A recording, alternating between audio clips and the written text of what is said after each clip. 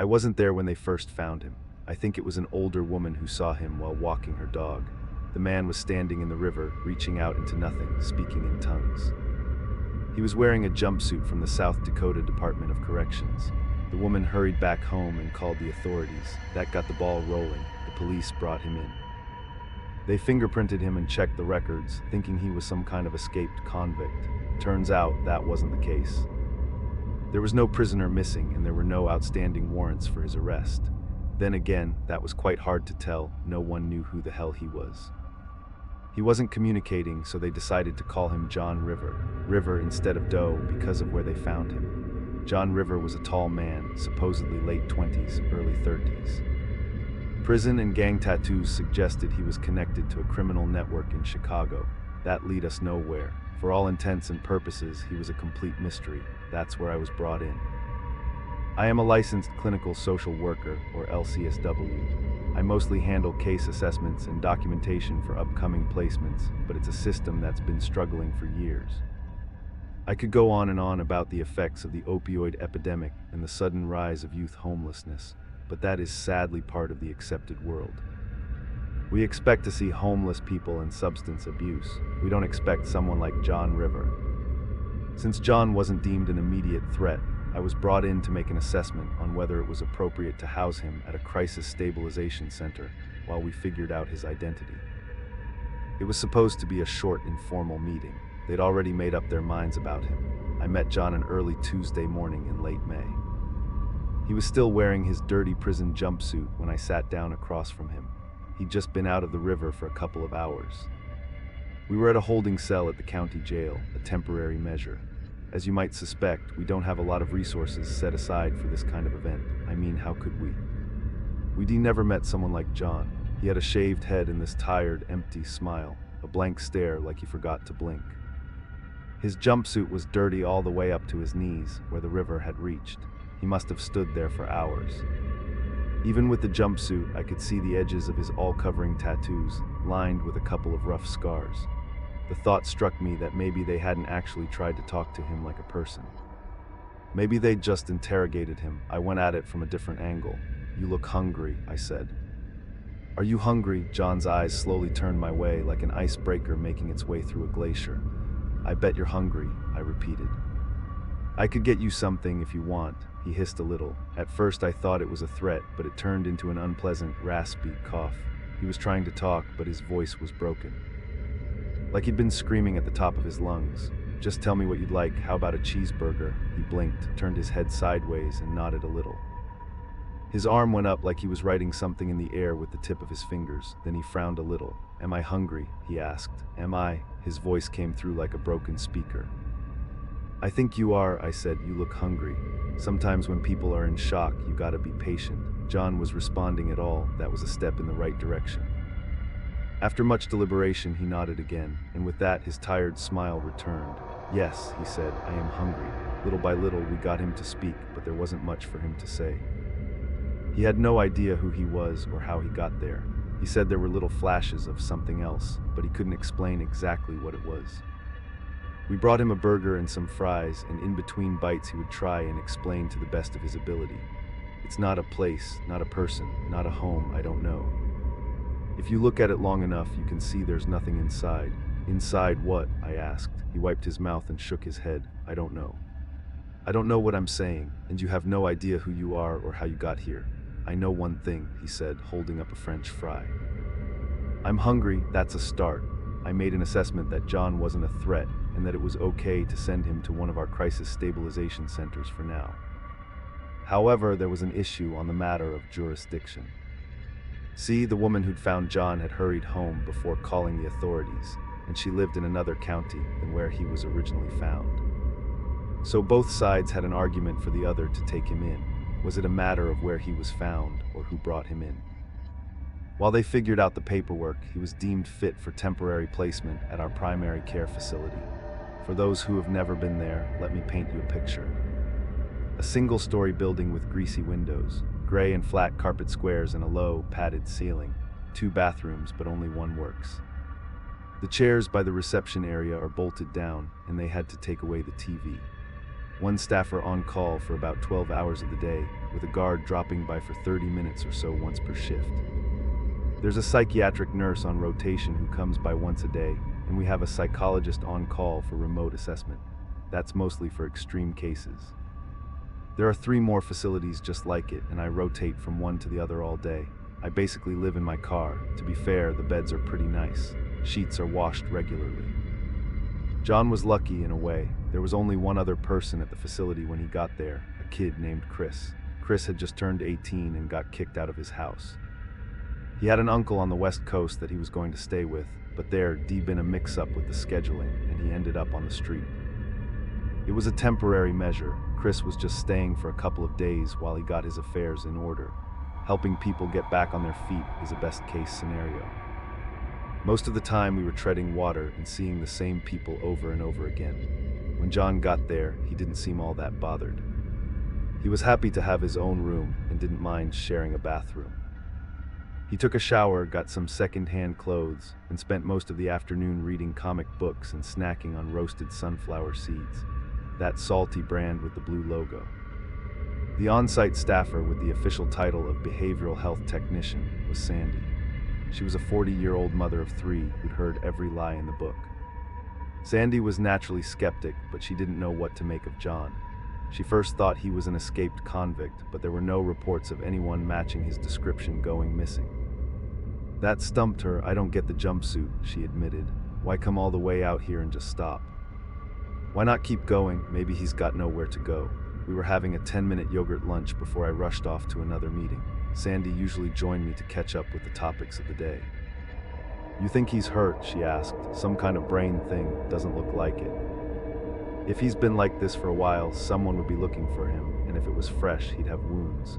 You saying he doesn't have anything?" "Nothing like that. They cleared him at intake." There was a bit of tension when Chris joined in. He could be a bit difficult to get along with, but John was surprisingly patient. The 2 of them spent most of the day in the recreation room, playing board games. John was a bit slow on the uptake, but that didn't seem to bother either of them. As long as there was ample supply of sandwiches, he paid attention. Chris could jabber on and on about whatever he wanted, ranging from the art of custom guitar pedals to the majesty of the St. Bernard dog breed. John just nodded along, ate his sandwich, and that was that. I spent the rest of the afternoon in phone calls as I made my rounds. They brought up the idea of bringing John in for a dental checkup. There might be dental records, but then we'd have to know where to start. We didn't have a hometown or even a home state. He didn't have a particular accent. And even if we had all that, someone had to pay for it. John wasn't insured. We didn't even know if he was a legal U.S. citizen.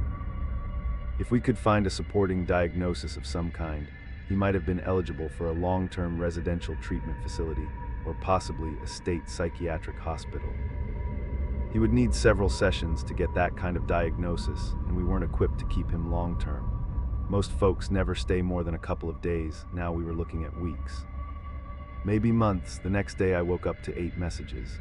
One by one, our suggestions walked straight into bureaucratic walls. No one wanted to take on John as a responsibility, and there were no clear indications where to send him. That he was basically without an identity was bad enough, but that it wasn't clear what county he belonged to made it even worse. There were layers after layers of complications, ending with a lot of dead ends and polite refusals. But when I got there in the morning, it wasn't the bureaucratic limbo that bothered me or Sandy. It was something we noticed in John's room. There was a big splotch on the wall, like someone had been tearing off the wallpaper. "You think he did that?" I asked. "Who else?" She got me there.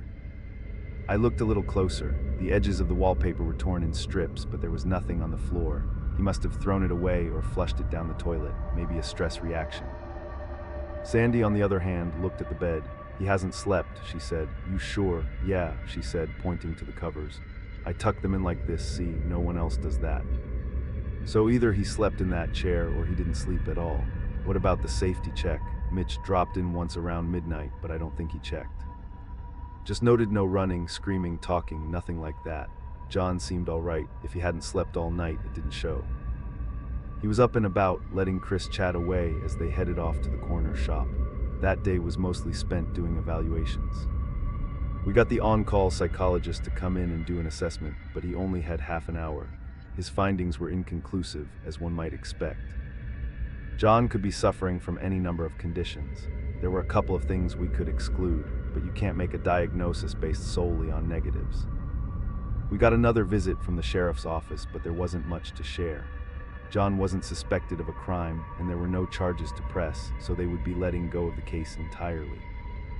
At least until they could figure out which county he belonged to.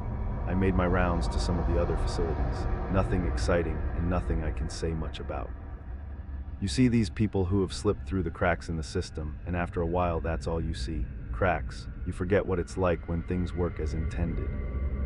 I'll be the first to admit I was worried about what might happen to John. There was no telling where he might end up. While John was having dinner, I managed to sneak off with Chris for a while. I wanted to pick his brain about his new friend. What's your impression? I asked. Has he told you anything? I mean, he's sort of just parroting, Chris said. Like if I bring up how good a movie is, he agrees. It's like talking to a mirror. Have you learned anything about him? Not really, Chris shrugged. He seems to believe his name really is John River, and he really is hungry a lot. I've seen him peel the finish from the chairs and eat it. I raised an eyebrow at that. The what? The wood finish, Chris repeated. Check the chairs, there's like missing pieces. He just picks at it and eats. I checked the wooden chairs in the rec room, and just like he said, there were patches of missing finish where the wood had gone pale. That made it the second time John had been found eating things he shouldn't, and yet we saw him eating almost all of the time. He had a second portion for dinner and asked for a third. When he was denied, I almost saw a hint of emotion, I think. I made note of it, but it wasn't a big enough deal to get him in trouble. If anything, we were worried. It could be the sign of some kind of underlying trauma. A lot of folks who have been denied food for a long time tend to binge, and there had to be a reason why John was the way he was. Something must have happened. While most of the day was uneventful, I asked Sandy to keep an eye on him while I drove back and forth to the other facilities. I got a couple of updates. For example, he'd been found chewing the heads off chess pieces, and he might have drunk a little hand soap. Not the strangest thing I'd seen, but a clear sign that something was off. The next morning, I woke up to a text from Sandy. She asked me to come right away. When I got there, John was still in his room. Sandy was visibly shaken, and I could see something had changed in her body language. She seemed smaller somehow, like she'd crawled into herself. I've already called Mitch, she said. He got a spoon from the kitchen. A spoon, she rolled her eyes a little, looking for the right words. I don't know. See for yourself. John was sitting in his room, in a chair, facing away from the door. He was scraping drywall into his hand and licking up the dust, like a dog drinking from a bowl. He was taking it slow and steady, savoring the sensation. He didn't seem to care that we were looking at him. John, what are you doing? I'm hungry, he said. I eat. You can't eat that, John. That's drywall. I'm hungry. He scraped a little more. I stepped forward, but Sandy put her hand on my shoulder. John's head snapped my way, like I was a scavenger trying to poach his kill. There was something about his eyes that caught me off guard, something predatory. Sandy shook her head, muttering a no under her breath. John turned his attention back to the wall, scraping more and more into the palm of his hand. His tongue lapped it up, and the process started over and over and over again. His whole mouth had turned gray from the dust. By the time Mitch got there, John had eaten a hand-sized chunk of drywall. He wasn't even bothering with the spoon anymore. He'd broken pieces off and bit down like they were slices of succulent honeycomb. His eyes kind of glazed over.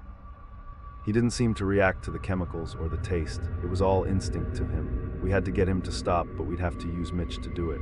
Now, Mitch is a big guy. About 64, maybe 250 pounds, but I could tell he didn't want to do this. John was a thin, wiry guy. The gang tattoos didn't help.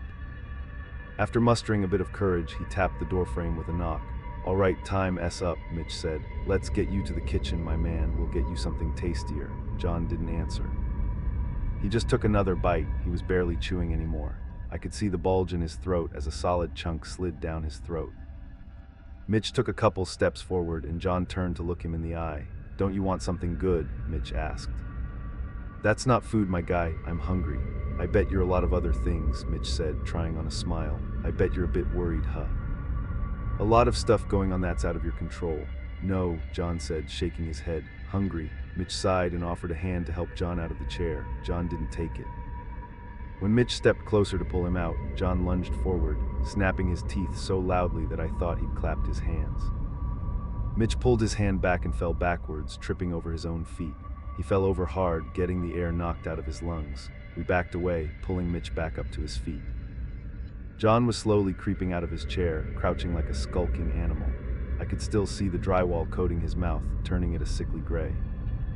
He'd been biting so hard that his gums were bleeding and his teeth were worn down. Even without something to eat, he was still chewing, opening and closing his mouth like a fish out of water.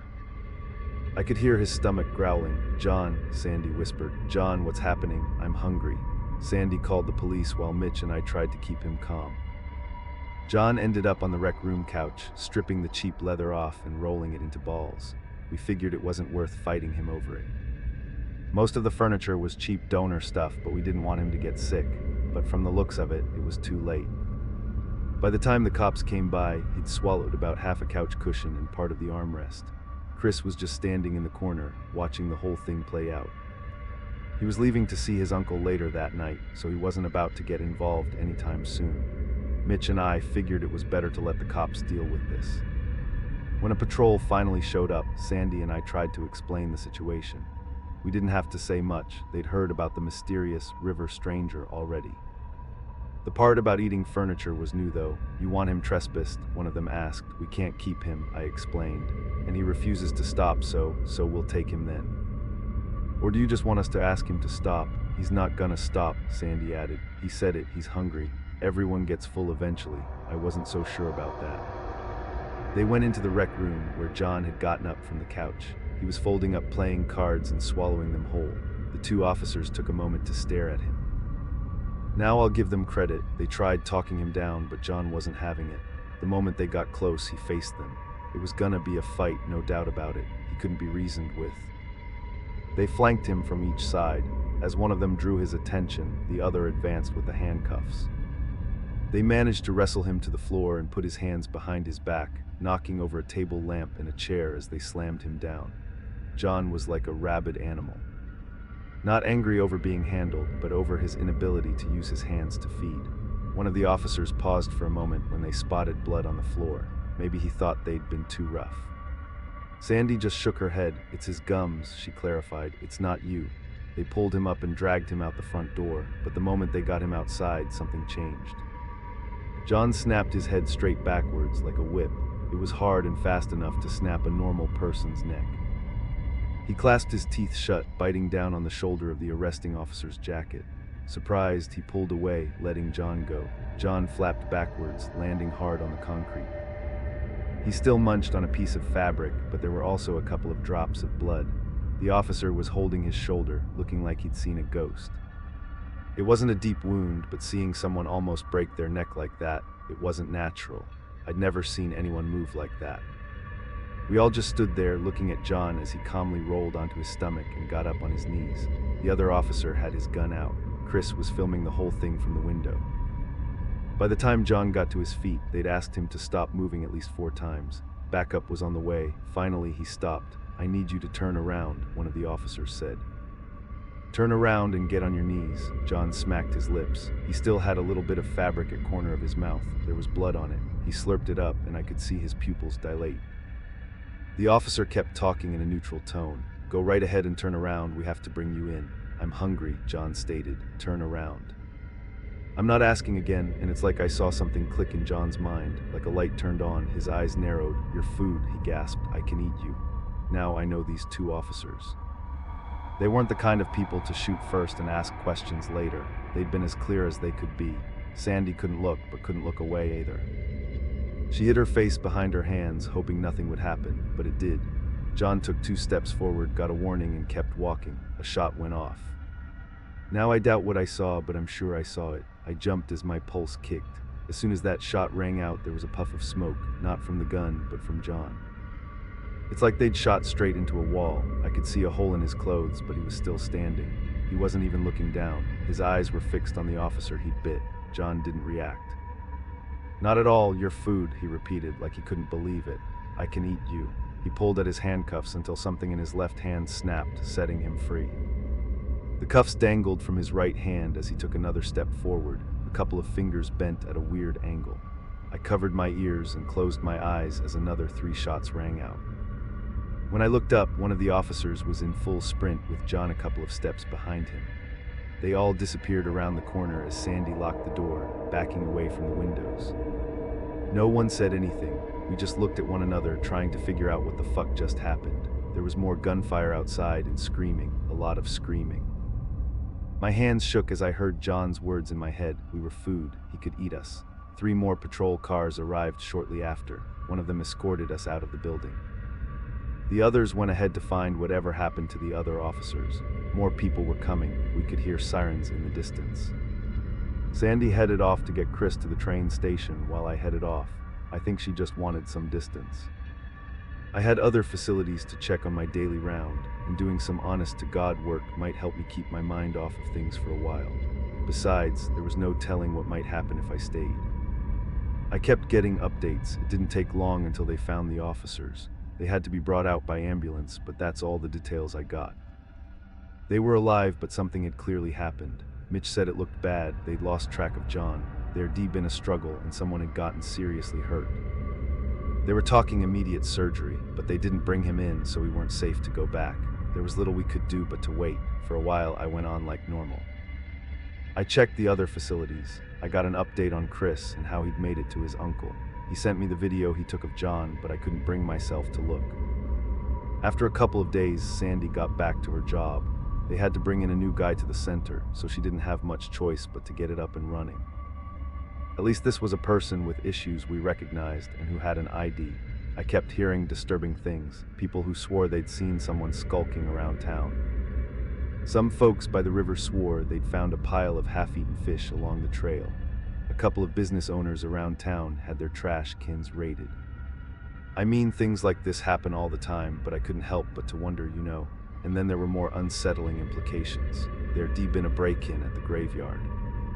Someone had disturbed a freshly dug grave. That's all they told us. Personally, I only saw one thing. I drive by the same field every morning when I go to work, and I spotted something. Right by the fence, there was a dead cow. The other cows had gathered around it, mooing like a funeral procession. The dead cow was open wide, seemingly torn open by something sharp. Again, maybe nothing, but it kept reminding me of him. John could be hungry enough to eat a cow. About a month passed. Even absurd things can look menial in the rearview mirror, I suppose. That is, until they come knocking on your door. It wasn't so much a knock, though. I was coming home from work. I have a small townhouse on the outskirts of the city, 2nd floor. Nice place, not too big. I dragged myself up the stairs, unlocked the door, and stepped inside. I pushed the door shut behind me and kicked off my shoes, but then I stopped. I hadn't heard the click. From the door closing. In fact, it bounced back open again, the door handle poking me in the back. Turning around, I saw a hand in the doorway. Now the shock of seeing something like that so close to me, so suddenly, could stop a heart. I swung around and backed into my apartment, gasping. A long arm stretched inside, reaching for the light switch. It flicked off. I took out my phone, put my thumb to the lock, and turned on the flashlight. It was turned down, and for a brief moment, I saw a pair of second-hand jeans standing in front of me, with a pair of gray feet at the end. There was something wrong with them, but I only caught a brief glimpse. They looked softer, flabby. A cold hand closed over mine, blocking the flashlight.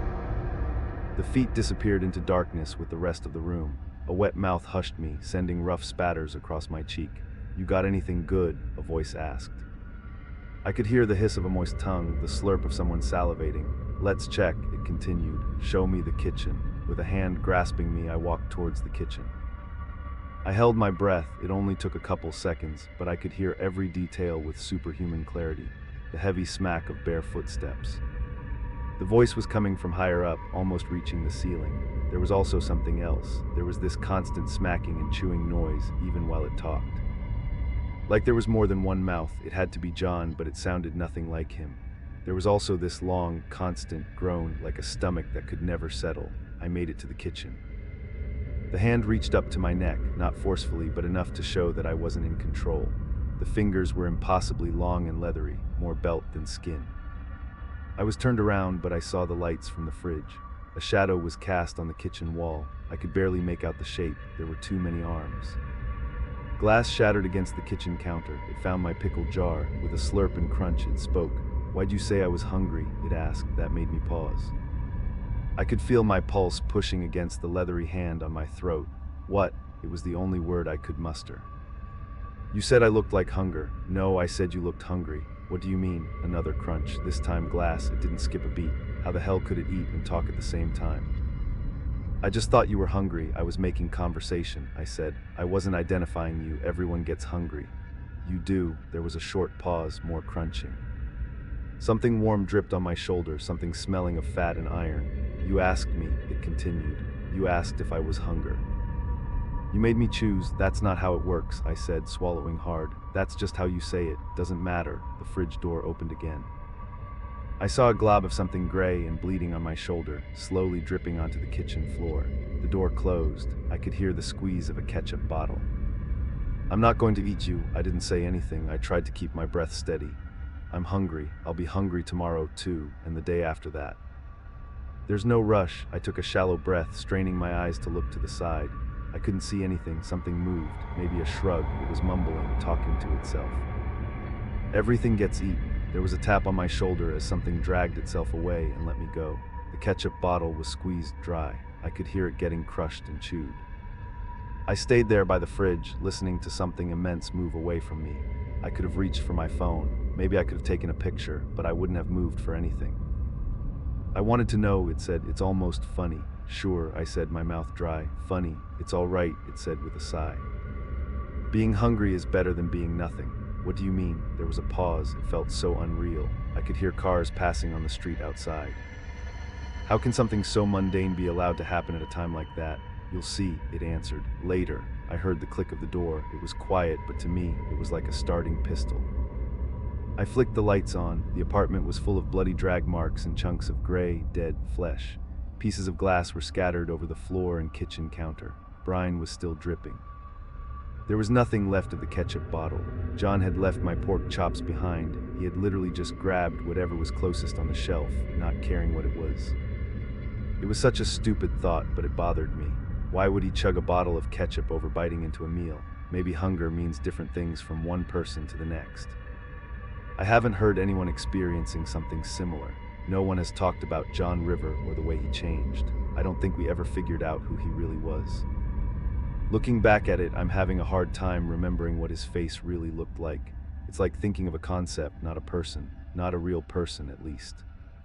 I've attributed a couple of things I'm certain of when writing this down, but looking back at it, I'll be honest. I'm not sure.